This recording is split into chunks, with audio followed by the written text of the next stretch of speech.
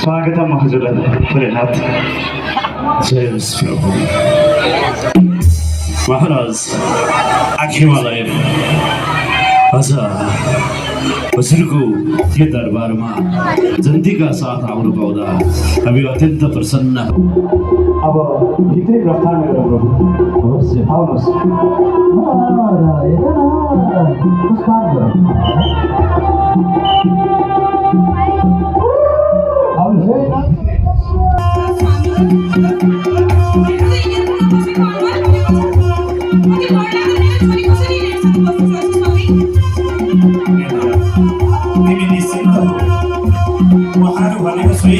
भगवान भोलेनाथको आसनहरू हुनुहुन्छ, सैनिकहरू हुनुहुन्छ, लिङ्गीहरू आदि सम्पूर्ण महादेवकै आफ्नै गणहरू हुनुहुन्छ। उहाँहरू तिमी यसमा डराउनु पर्ने आत्तिनु पर्ने कुनै कुरै छैन।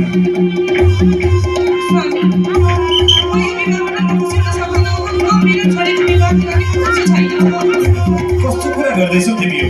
नारायण नारायण। हे माते, हजुर निश्चिन्त रहनुहोस्।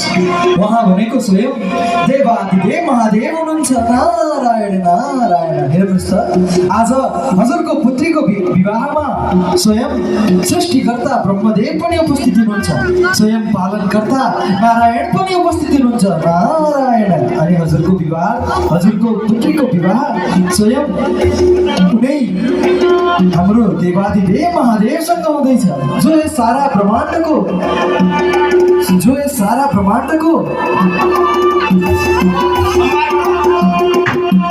सम्मानकर्ता हुनुहुन्छ। म यति उत्साहित छु कि स्वयं आफूले बोलिरहेका बाणीहरू पनि आफैलाई विश्वास लागिरहेको छैन। हे माते, हजुर निश्चिन्त रहनुहोस्। तिमी निश्चिन्त रहो, निर्धक्क रहो। हेर त, तिमीलाई त यो कुरा पनि ज्ञात छ कि हाम्रो पुत्री पार्वतीको इच्छा भनेको बाल्य अवस्थादेखि नै स्वयं देवादिदेव महादेवलाई आफ्नो पति परमेश्वरको रूपमा पाऊ भन्ने इच्छा थियो। त्यो आज पूर्ण हुन गइरहेको छ। अवश्य। त्यसैले तिमी निर्धक्क हौ। अब स्वागतको लागि हामी अगाडि